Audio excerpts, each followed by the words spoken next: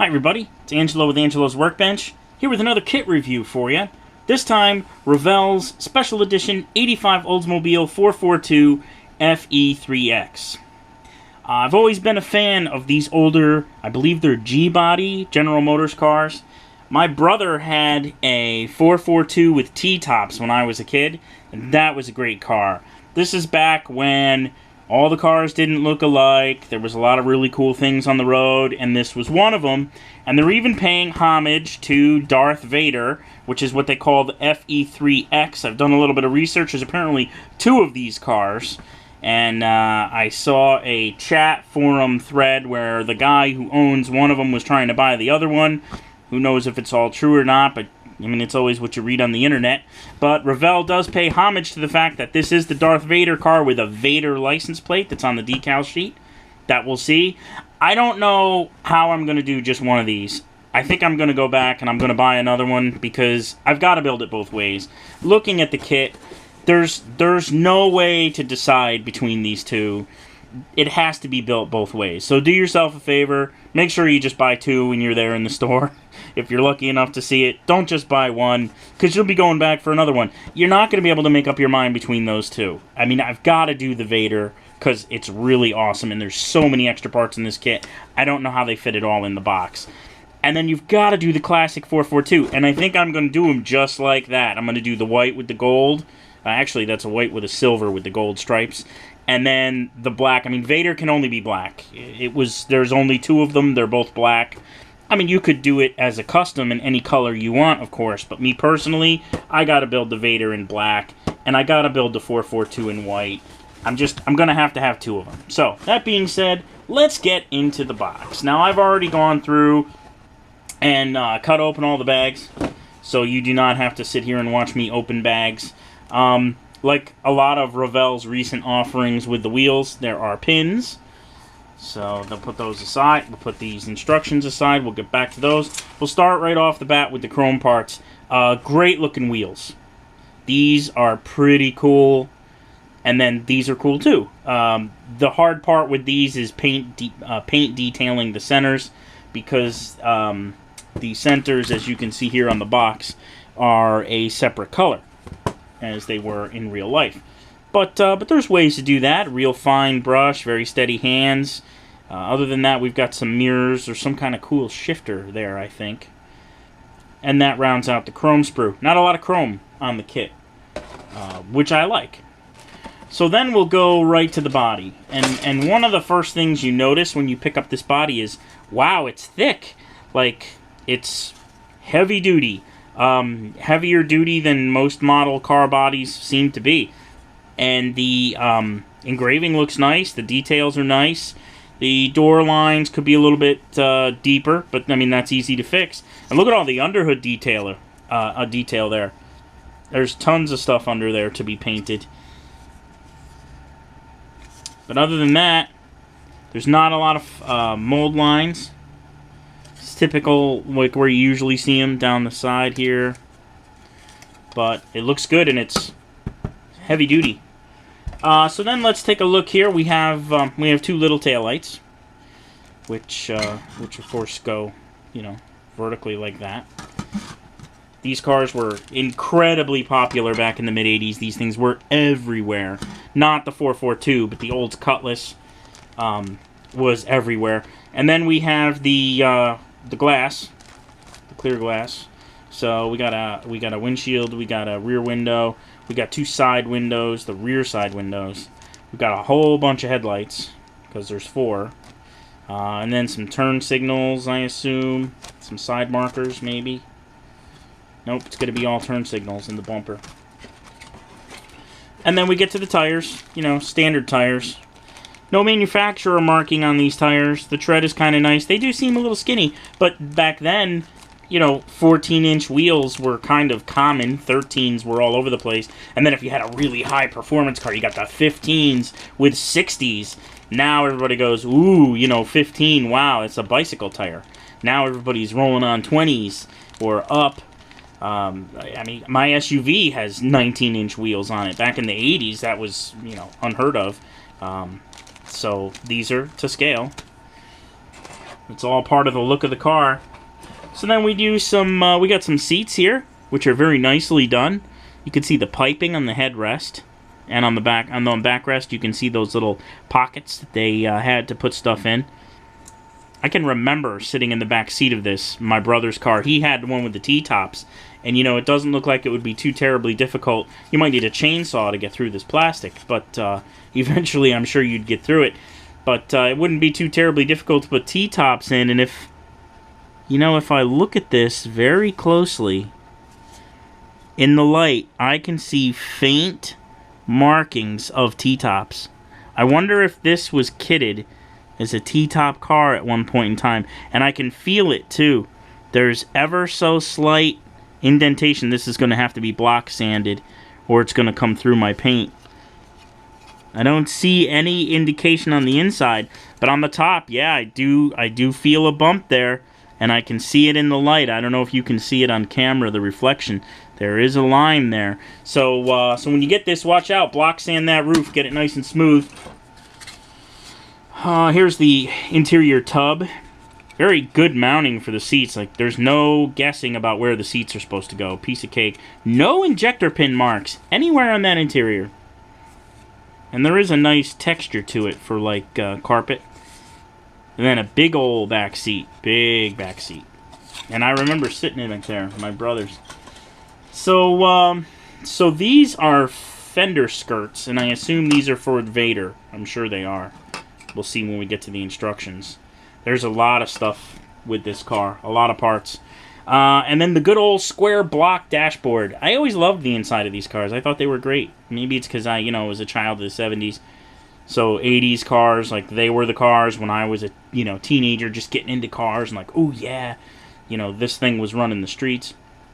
The 442. And there's those classic General Motors style side view mirrors. I think every General Motors car for like 150 years had all the same side view mirror. I'm exaggerating, of course, but they did use that side view mirror on a lot of stuff. Look at the nice engraving on the radio.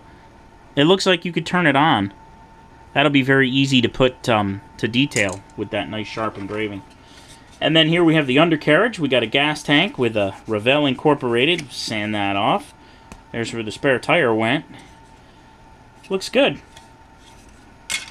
A lot with this car. So now we start getting into the parts. And the car's got parts for its parts. So here we have hoods. Take your pick. I mean, obviously one is the 442 hood, and one is the Vader hood, the FE3-X. With that riser. And then we have two front ends. You have the 442 front end, and you have the Vader front end. And the bumper and the steering wheel. I love that steering wheel. I think that was the same steering wheel they used in the Regal Grand National. Cool looking 4-spoke steering wheel. That was the thing back then, 4 spokes. That was stylish. No airbags, obviously this was before airbags. So hoods, noses, and then we get into all of the body cladding for Vader. There is quite a bit of it. Quite a bit of this body cladding goes on for Vader. And they even continue the door lines down into the body cladding, so you can just glue it on, trace your door lines through, and it'll look seamless. Other parts for Vader. Quite a few, and we keep going. Here's another steering wheel. One must be for Vader, and one must be for the, oh, wait a minute. Now, there's a third front end. There's a third nose here. Okay. I'm going to have to consult the instructions for that. There are 3 noses and 2 bumpers. No shortage of parts in this kit. So I'll have to figure it out. Maybe there's a way to build it stock. There's slight variation in the grille on this one. And then this one has the vertical line grille. And this one also has the ground effect at the bottom. So that's got to be the Vader nose. Yeah, who knows? I'll find out when I get to the instructions. Lots of parts, though. And then one engine with the kit. So, and there's some engine parts. Here's some more engine parts. Got our intake manifold. Huge fan. That's a big fan. And a lot of belts and pulleys. There's 1, 2, 3, 4, 5, 6. Quite a few. We have the rear end with the drive shaft mounted, one piece. we've got some suspension, some shocks. Last sprue. We have the exhaust, we have some more doodads for the engine, we have the front end. So, that's a lot of parts. Now let's see what's going on here. Let's take a look at the decal sheet first. Now look at that. Lots of decals. We've got 2 separate decals for interior gauges. Now that is attention to detail. I'm going to assume that one of them had white needles and one of them had red needles. They're both on the decal sheet. Revell's really, as I've said in videos before, they're really cranking it up with the decals. They are giving you decals for everything. Here's some decals for under the hood. There's a decal for the horn button. Here are door lock keyholes with decals. And you have your side marker lights. I don't even know what those are, but I'm sure they go somewhere. Then you have all your Vader decals, all the striping for that, all the 442 decals, all the striping for that. There's a lot of decals on this sheet, and they're doing this with all the kits, and it's great.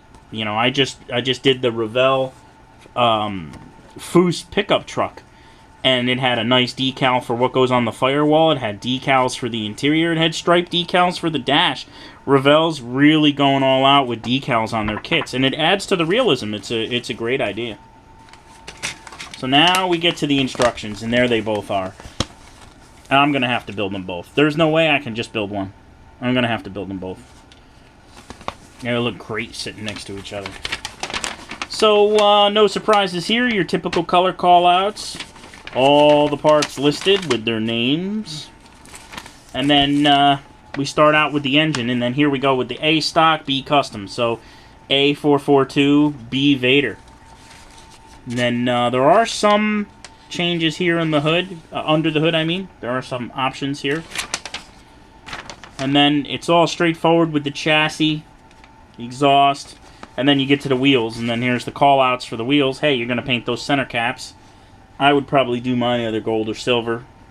I know that they call for black, but we'll have to see. See what I feel like when I get there. And then the Vader wheels, I mean, they're chrome and beautiful. What else do they need? So then you've got your option, which wheels you're using, you put them on the car, and then there's options here for these door panels about how they're painted, I believe. So one gets painted I, one gets painted H. And there's that really cool chrome shifter that I saw. And then we get to the dash, and again, here's the options. It's apparently Vader has one color interior, the 442 has another. And then you've got your choice on decals, whether you're using the red needles or the white needles. You've got your choice on steering wheel. The 4-spoke apparently is Vader's steering wheel. The other one is the 442 steering wheel. We get the seats into the interior, and then it's off to the body. So, obviously, you're only painting trim for the 442. Vader's all black. And there is a couple of holes you've got to open up to attach the spoiler. I see that there. Oh, and then pushing through, we finally mate the body with the interior onto the chassis, and then it's time to pick the nose. And it does say that there are 2 choices here. It does not mention the third. I would have to look at it more closely. It only mentions A or B. There is no option C. Now look at all the headlights. I was back in the day where when you replaced the headlight, you replaced the glass too. Nowadays, with polycarbonate lenses and just replacing a little bulb from the back, that's what we've become used to. But back in the day, your headlight was a sealed beam that you just took off and put another one on. So if something happened and it broke, you didn't have problems where it yellowed with age. Like everybody does this thing now where if your car gets old and your headlights get all foggy, they sand the headlights down. You didn't used to have to worry about that. If something happened, you just bought a new bulb and you got new glass. The old ways from back in the day. And then you get a choice of a couple of different rear bumpers. And then it's hoses. And then for Vader, body cladding time. Look at all the body cladding for Vader. Vader's going to look awesome. What a great kit. There's our General Motors styled side view mirrors. You got the choice of hoods. And then here we go with the final decal. Look at how awesome that 442 looks. These drawings that they do at the end, I love them. The car looks so awesome. And look at decal for the door handle, decal for the lock, decal for the 442, decal, decal, decal, decal. Just adds to the realism. And then Vader. Great looking. Look at that hood. That rise on the hood looks great. So, that's my review. The Olds 442/FE3-X. You might as well just buy two while you're at the store, like I said. Because if you're anything like me, you're going to want to build them both too. You can't just build one. You build it this way, you're going to wish you built it that way. You build it that way, you're going to wish you built it that way. So I'm just going to buy another one. That's all there is to it. And when I build them on the channel, I'm going to build them both side by side. So thanks for tuning in. I really appreciate it. In a minute, you're going to see a link in the upper left-hand corner for subscribe. I'll also put some videos on the right. Hope you'll come back and join me for my next video. I'll be working through my current build. And thank you for tuning in to Angelo's Workbench.